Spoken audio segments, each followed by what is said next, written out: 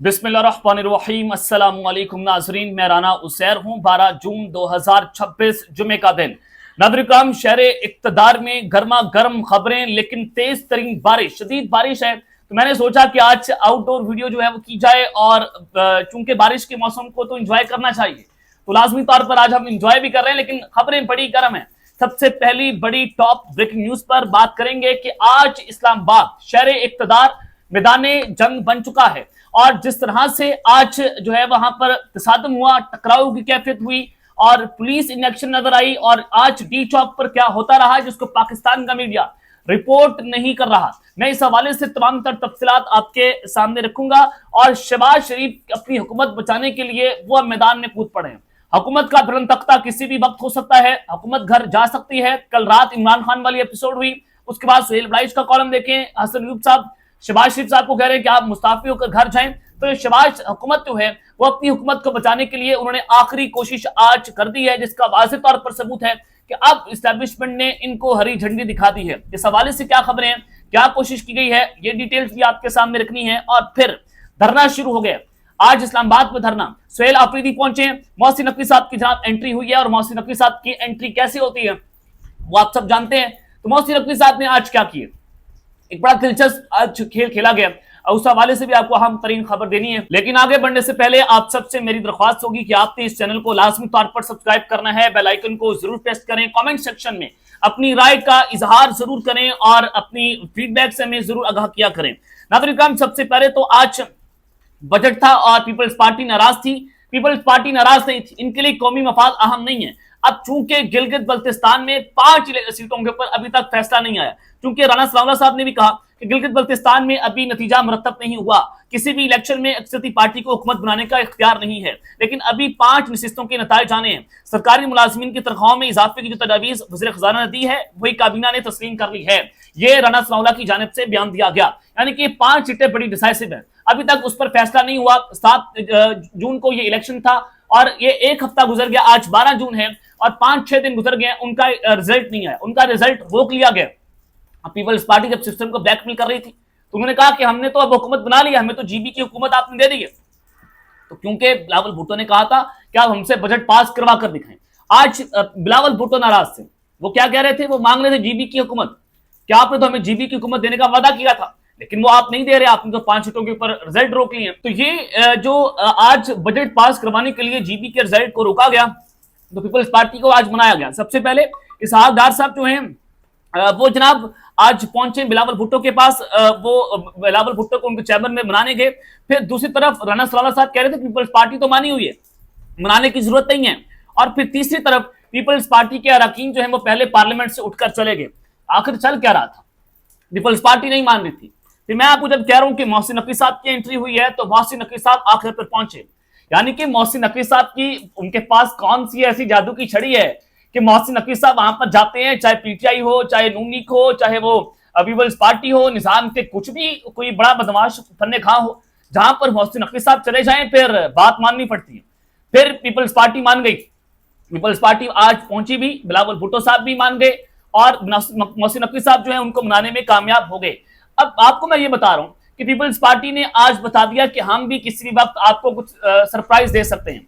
अब ये ब्लैकमेलिंग चल रही है, पीपल्स पार्टी नून लीग को ब्लैकमेल कर रही है, नून लीग पीपल्स पार्टी वालों को ब्लैकमेल कर रही है। अब ये हो चल क्या रहा है। अब मैं आपको जो मजीद खबरें देना चाहता हूं कि आज शहबाज शरीफ ने अपनी हुकूमत बचाने की जनाब आखिरी कोशिश की है। ये कोशिश क्या है ये आपको बताना चाहता हूं कि आज एक तो बाकी बजट जो पेश हो रहा है, इसमें जो बड़ी तनख्वाहों वाले मुलाजमीन हैं उनको रिलीफ दिया गया, उनके टैक्सेस में कमी की गई है। लेकिन जो छोटा तबका है उनको 7% तक का जो टैक्स है, 7% जो है उनकी तनख्वाहों में इजाफा किया गया है। 1,83,333 रुपए से 2,66,666 रुपए महाना आमदन पर टैक्स 3% कम कर दिया गया। इसी तरह से जो टैक्स की सालाना शरह है वो 30 से कम करके 25% कर दी गई है। ये जो मुलाजमीन है, तनख्वाहदार तबका है, उनको रिलीफ दिया गया। लेकिन जो 3-4 लाख कमाने वाला मुलाजिम है वो क्या कोई छोटा तबका है, ये मुतवसत तबका है।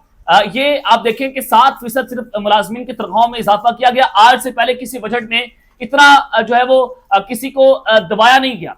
आज IMF की डिक्टेशन के ऊपर जब बजट दिया गया तो फिर आप देखें कि उसके अलावा आज मोहम्मद औरंगजेब साहब जो है तकरीर कर रहे थे, जाहिर है वज़ीर ख़ज़ाना है, उन्होंने आज अपना बजट पेश करना था, तो उन्होंने कहा कि वज़ीर आज़म Shehbaz Sharif, field marshal Saeed Asim Naeem Saudi Arab के साथ ताल्लुकात की नई बुनियाद पर मुबारकबाद के मुस्तहिक हैं। पाकिस्तान अपनी बेहतरीन सफारतकारी के जरिए 47 साल के बाद ईरान और अमेरिका को एक मेज पर लाया, जबकि अमेरिकी सदर और उसके किरदार पर वज़ीर आज़म शहबाज शरीफ और फील्ड मार्शल सईद आसिम नईम का शुक्रिया अदा कर चुके हैं।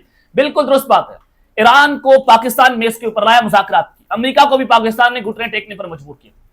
वो काम तो फील्ड मार्शल सैयद आसिम नईम साहब कर रहे थे, बड़ी बेहतरीन सफारतकारी थी, वो काम मोहसिन नकवी साहब ने किया। मोहसिन नकवी साहब आ रहे थे ईरान, जा रहे थे। इसहाकडार साहब क्या कर रहे थे, किधर थे हमारे मुल्क के प्राइम मिनिस्टर, किधर थे आपके मुल्क के जो है वो फॉरेन मिनिस्टर। अब ये क्रेडिट भी आप हुकूमत को देने की जनाब कोशिश कर रहे हैं। अब यहां से अंदाजा करें कि ये हुकूमत बचाने की आखिरी कोशिश थी, ये बूट पॉलिश करने की आखिरी हद थी। अब चूंकि आसिम नईम साहब is leading from the front, उनको दुनिया कदर की निगाह से देख रही है, और आप जानते हैं कि उन्होंने ही ईरान और अमेरिका को एक मेज पर लाए। पाकिस्तान ने भारत को शिकस्त दी, उनकी जो है वो सरबराही के अंदर थी, वो कमांड कर रहे थे, वो लीड कर रहे थे। तो ये हुकूमत बचाने की जनाब आखिरी कोशिशें हैं। लेकिन अब इस्टेब्लिशमेंट को समझ आ गई है कि हम इनके गंदे कपड़े कब तक धोएंगे, ना ये रिलीफ दे सके, ना ये डिलीवर कर सके, ना नैरेटिव बना सके, और ये सिर्फ जो है वो अंदर बैठकर ये कह रहे थे जो कुछ हो रहा है वो तो इस्टेब्लिशमेंट कर रही है, ऐसे कुछ नहीं कर रहे। इन्होंने जितना जुल्म बर्बरियत बरसाई है इस हुकूमत में कि सारे के सारे इल्जाम इस्टेब्लिशमेंट के ऊपर लगाने की कोशिश कर रहे थे। अब इस्टेब्लिशमेंट इससे आगाह नहीं थी। अब जब उनको नजर आया कि इस्लामाबाद के अंदर तो ये होली रचाई जा रही है कि हुकूमत जो जुल्म बर्बरियत करती है वो इस्टेब्लिशमेंट की झोली में डालकर फेंक देती है, तो फैसला होता है कि अब हुकूमत डिलीवर नहीं कर रही, हम इनके गंदे कपड़े नहीं धो सकते। और फिर कल रात इमरान खान वाली जो एपिसोड हुई, जो मैंने आपको बताया अपने पीछे 2-3 व्लॉग्स में, उनको कैसे ले जाया गया, कहां पर गए, सारा कुछ आपको मैं बता चुका हूं। और फिर सुहेल राइट साहब ने कहा कि जुलाई के बाद इस हुकूमत का जाना ठहर चुका है, जी का जाना ठहर चुका है। तो इसका वाज़ेह तौर पर मतलब है कि अब हुकूमत ये आखिरी बजट पेश कर रही है। भुट्टो के बाद ये वाहिद वज़ीर आज़म है शहबाज शरीफ जो 5वां बजट पेश कर रहा है एक टाइम में। लेकिन फिर भी आज पाकिस्तान डिफॉल्ट के किनारे पर है, आज पाकिस्तान खतरनाक तरीन दुराहे पर है। मुल्क के टॉप बिजनेसमैन शहबाज शरीफ से मुलाकात करके तो उन्होंने कहा कि इनके पास तो फाइनेंशियल प्लान ही नहीं है, ये सारा कुछ IMF की झोली में डाल रहे हैं, ये सारा काम करते हैं कि जनाब IMF ने कर दिया। फिर आप इस मुल्क के प्राइम मिनिस्टर क्यों बने जब आपके मुल्क के फैसले IMF ने करने हैं? आप कहते हैं कि पाकिस्तान दुनिया के फैसले कर रहा है, जब पाकिस्तान में दुनिया के फैसले हो रहे हैं तो आपके फैसले तो IMF कर रही है। आपकी तो कुल औकात शहबाज शरीफ साहब ये रह गई है, यानी कि शहबाज शरीफ साहब की ये हैसियत है। तो खैर इस्लामाबाद आज जनाब मैदान जंग बना रहा, और जो धरना है उसके हवाले से खबर है। सबसे पहले तो आज सुहेल अफरीदी साहब ने डी चौक आने का ऐलान किया था, पार्लियामेंट के बाद जनाब उन्होंने धरना देना था, तो काफिलों की शक्ल में वो पहुंचे हैं और उनको 26 नंबर चुंगी जो है वहां पर रोक लिया गया, 26 नंबर चुंगी पर रोका गया। और वज़ीर-ए-आला KP के सूबाई वज़रा और अरकान पार्लियामेंट के हमरा पार्लियामेंट हाउस के सामने उन्होंने पुरअमन एहतजाज की कॉल दी हुई थी, लेकिन वो वहां पर नहीं पहुंच सके। अब मैं आपको बताना चाहता हूं कि सुहेल अफरीदी साहब डी चौक नहीं आना था, ना उन्होंने पार्लियामेंट हाउस के बाहर आना था, ये ट्रक की बत्ती थी, ये सिर्फ एक नैरेटिव बिल्डिंग थी। ये इजाजत लेकर गए थे कि आप हमें 26 नंबर चुंगी पर रोक लेना, हम आगे नहीं जाएंगे। अगर ये इतने लॉयल होते और इन्होंने कौमी असम्बली के बाहर आज धरना करना ही था, ये सोच लिया था, तो अब अंदाजा करें कि आप एक जानिब तो वफाकी हुकूमत के नुमाइंदों के साथ मुलाकातें करते हैं, इजलासों के अंदर शिरकत करते हैं, दूसरी जानिब आप जो है वो कहते हैं कि हम इस्लामाबाद की सड़कों पर आएंगे और आपको वहां पर रोका भी जाता है। आप यहां से अगर आपने वहां पर धरना या एहतजाज करना ही था तो आप इस्लामाबाद में रुकते तो बेहतर था। आप कल की रात इस्लामाबाद में गुजारते इस्लामाबाद में और फिर इस्लामाबाद में ये धरना करते। लेकिन आप अंदाजा करें कि ऐन मौके पर पेशावर से इस्लामाबाद आना ये कुछ अजीब सा लग रहा था। ये एक ट्रक की बत्ती के पीछे आपको लगाने की कोशिशें की जा रही थी, नंबर 1।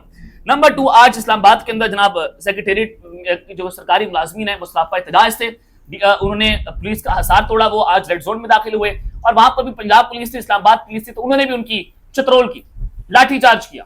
ये गलत बात है। एहतजाज करना जो है वो सबका आईनी और कानूनी हक है। पुलिस को भी समझना चाहिए कि वो सरकारी मुलाजमीन के ऊपर जो है टूट पड़े। ये हालात जो है वो आज पाकिस्तान के जनाब बन गए।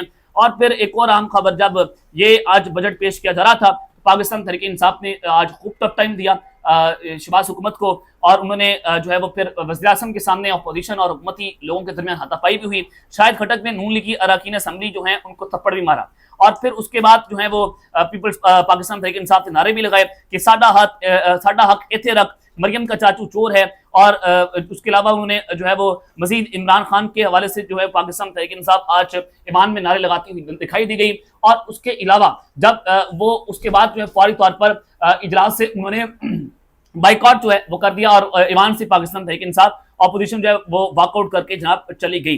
तो ये आज की सारी कार्रवाई थी, आज की सारी एपिसोड थी कि शहबाज शरीफ साहब का जाना ठहर चुके हैं। जो वो आज मीठा लगाने की कोशिश कर रहे थे या बटरिंग कर रहे थे, तो इससे नजर आता है कि हुकूमत पैनिक के अंदर है। इमरान खान की एपिसोड के हवाले से उनको नहीं पता, रात भर हुकूमत जो है वो उनको उस हवाले से कुछ नहीं अंदाजा था कि रात इस्लामाबाद में क्या होता रहा या इमरान खान को कहां पर लाया गया।